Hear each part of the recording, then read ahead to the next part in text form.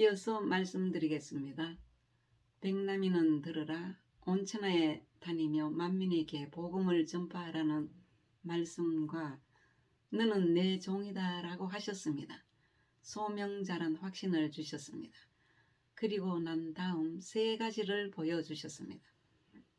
저의 가슴을 확 열어 보여주시는데 가슴 속에 크고 작은 보석들이 꽉 차 있었습니다.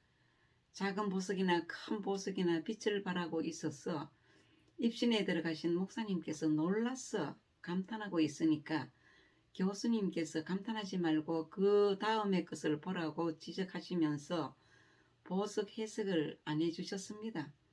보석에 대한 해석은 20년 후 2016년 주님 만났을 때 너는 사람들에게 보석 해석은 설명 안 해줬다고 하셔서 그냥 그 자체가 아름다우니까 해석 안 했습니다 라고 말씀드렸더니 보석에 대한 해석은 2016년 주님께서 직접 해석해 주셨습니다. 그 보석은 성경에 기록되어 있는 은사들이다 라고 하시면서 그 은사를 너에게 다 맡겼다고 말씀해 주셨습니다. 저는 집사로 봉사할 때마다 기도의 제목이 은사를 달라고 하면 너에게는 다 주었다고 말씀하셨습니다. 그러나 저는 믿지 아니하였습니다. 이제는 주님께서 하신 말씀을 직접 듣고 확인이 되었습니다. 그 다음의 것은 두 번째, 세상에서 하나밖에 없는 금으로 된 큰 칼을 보여주셨습니다.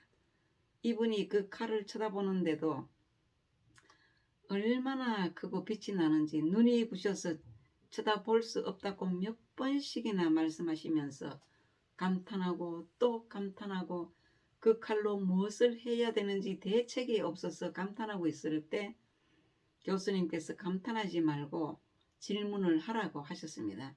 입신 들어가신 목사님이 질문을 하시니까 사과나무 한 그루를 보여주셨는데 사과 하나가 달려 있었습니다. 또 질문을 드렸습니다. 왜 사과를 보여주시느냐고 질문했더니 그 칼을 가지고 사과를 깎는데 이 세상에서 제일 얇은 종이를 오려내듯이 얇게 사과를 깎는다고 말씀해 주셨습니다. 입신에 들어간 목사님께서 저에 대한 것은 여기까지 본 내용입니다. 정 교수님은 서서 계시면서 입신자가 보이는 것만 보고 말하고 뜻은 알 수 없을 때 그때마다 교수님께서 질문으로 답을 찾으라고 하셨습니다. 위대한 교수님이십니다. 이 교수님을 통하여 입신의 세계가 이루어지고 있다는 사실을 알았습니다. 저에 대한 장래의 일들을 알려주셨습니다. 하나님께서 말씀을 세상에서 제일 얇은 종이를 베는 것 같이 하나님의 말씀을 그렇게 그 칼로 빚어낸다는 뜻으로 해석해 주셨습니다. 이 내용은 제가 간증할 때 사용한 말인데 20년 후에 만난 주님께서는 해석을 잘 했다고 칭찬하셨습니다. 무슨 칭찬이냐 하면 세상에서 제일 얇은 종이를 습자지 종이로 비유했기 때문에 주님께서도 너 그 말은 참 잘했다고 말씀해 주셨습니다. 이 말씀은 첫 번째 입신하신 분 김원숙 목사님의 환상 내용이었습니다. 두 번째 장소도 같은 전주 수양산 기도원입니다. 저에 대한 환상을 보신 분이 계십니다. 이분은 송 집사님이라는 분인데 입신 들어가는 은사를 특별히 받으신 분입니다. 제가 교수님과 몇 번 갔었던 수양산 기도원에 참모로 일하시는 분입니다. 그 기도원에서 참모로 일하시는 송 집사님이십니다. 1995년도 집회 때 일입니다. 저녁 집회가 끝난 후에 송 집사님 혼자서 성전에서 기도하시다가 입신 들어가서 본 내용을 말씀드리겠습니다. 이분이 기도 중에 천국에 가서 천사 앞에 섰는데 이름표가 적힌 큰 글자로 백남이 이름을 보여주시면서 이 사람을 아느냐고 물어보셨습니다. 송 집사님은 한글을 전혀 모르십니다. 모른다고 했더니 저의 얼굴 사진을 보여주시면서 아느냐고 물어보셨습니다. 그때 안다고 하면서 내가 좋아하는 전도사님이라고 말하였습니다. 그 다음에 금으로 된 큰 칼을 보여주시면서 이 사람이 이것을 가졌다고 말씀해 주셨습니다. 입신에 들어가서 이 광경을 본 집사님은 자신이 알고 있는 최고의 능력자는 정 교수님으로 알고 있었는데 믿어지지 않아서 흥분하고 있을 때 천사가 옆에서 백전도사가 정 교수님과 같은 일을 할 것이다 라고 말씀해 주셔서 흥분이 되어 천국에서 저희 숙소로 찾아왔습니다. 금으로 된 칼을 직접 보고 그 말을 들은 송 집사님이 저에 대한 환상을 본 두 번째 분이십니다. 새벽 본인이 흥분해서 그날 밤 10시 30분에 성전에서 기도하셨는데 새벽 2시 반에 저의 숙소에 찾아와서 첫 번째와 같은 말씀을 해 주었습니다. 저는 두 사람에게 이 말씀을 들었을 뿐입니다. 제가 주님께 직접 들은 말씀은 단 한 번도 없었습니다. 그런데 그 후 20년 후에 2016년 8월 어느 날 주님이 저에게 찾아오셔서 위의 내용들을 1, 2, 3을 말씀해 주셔서 직접 듣게 되었습니다. 듣게 된 동기는 제가 만난 주님에 대해서 말씀드리고자 합니다. 2016년 8월 어느 날 오후 저는 마음속으로 늘 고민해 왔던 것이 하나 있었습니다. 제가 목사일 수는 있으나 하나님께 쓰임받는 자는 아니다라고 생각을 했던 것입니다. 왜냐하면 어떤 목사님은 교회가 두 곳에 건물이 있어서 바쁘게 사역을 하고 있는 목사님들을 보고 나는 나이 70세가 되도록 교회 건물도 없고 해서 하나님의 일을 그만두고자 하여 낙심되면서 마음속으로 중얼거리고 있을 그때 느닷없이 갑자기 우렁찬 음성이 82년도 후 두 번째 듣는 메시지였습니다. 뭐? 네가 사람이 만든 벽돌로 지은 교회가 부럽다고?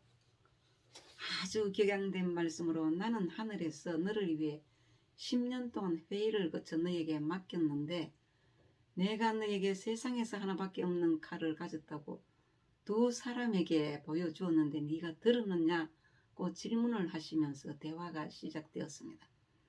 네, 김 목사님과 송 집사님으로부터 들었습니다. 라고 대답했습니다.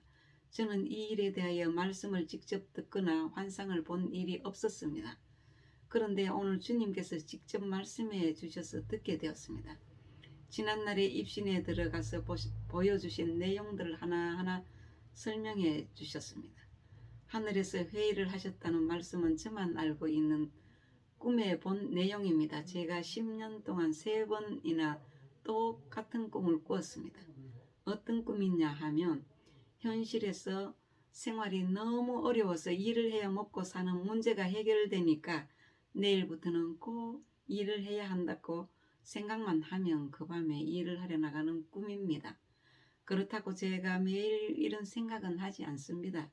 신학 공부 중이니까 견디어 보다가 몇 년에 한 번씩 죽을 만큼 어려울 때 돈 버는 일을 생각했습니다. 2016년 8월에 주님께서 직접 말씀해 주셔서 알게 되었습니다. 서두에 말씀드린 대로 나는 하늘에서 너를 위해 10년 동안 회의를 거쳐 너에게 맡기셨다는 것이 10년 동안의 꿈의 내용입니다. 그래서 저만 알고 있었던 꿈의 내용이 10년 동안 회의란 뜻입니다. 무엇을 저에게 맡기셨느냐 궁금하시죠?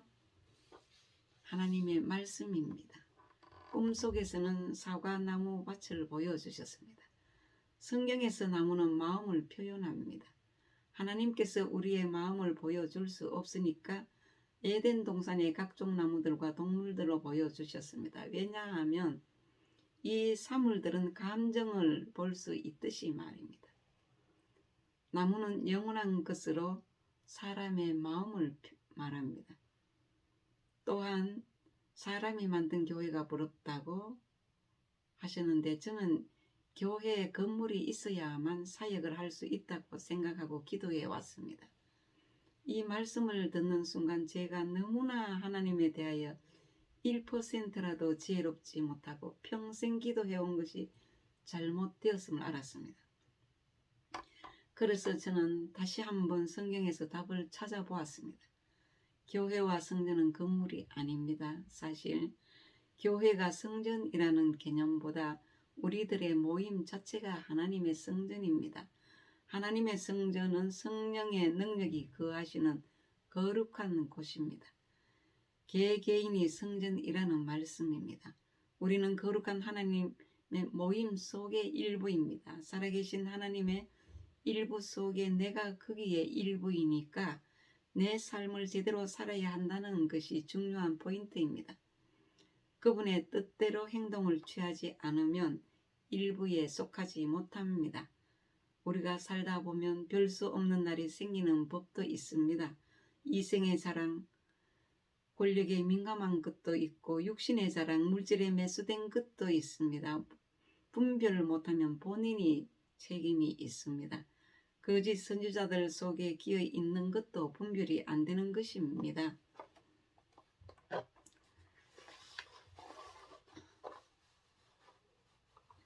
마지막 종말론적으로 분리하는 것은 거룩한 칼에 의해서 분리된다는 말씀이죠. 성경은. 제가 주님을 만난 후 가슴이 뜨거워서 견딜 수 없었습니다. 그 당시에는 하늘이 열려져 있어서 어떤 문제든지 알 수 있는 것이었습니다. 일상생활에 대해서 장차 일어날 모든 일에 대해서도 알 필요가 없었습니다. 육신적으로는 기도해서 답을 얻어야 하는 심각한 문제들이 있었는데 답을 받을 필요가 없었습니다. 왜냐하면 천국은 의의 평강희락입니다. 7일 동안 살고 있었습니다. 이러한 일들을 지인들에게 자랑하고 싶었습니다. 천국에서의 삶의 표현은 말로 표현을 할 수 없었습니다. 그래서 지인들과 대화를 할 때 나는 매일 천국에서 산다고 말할 때 주님께서는 제가 하는 말을 들으시고 네가 나를 가졌다고 말하면 안 되겠니? 라고 여러 번 말씀하셔서 그럼 제가 주님을 가진 자라고 이름을 개명할까요? 라고도 했습니다. 일방적으로. 저의 간증을 끝까지 시청해 주셔서 감사합니다.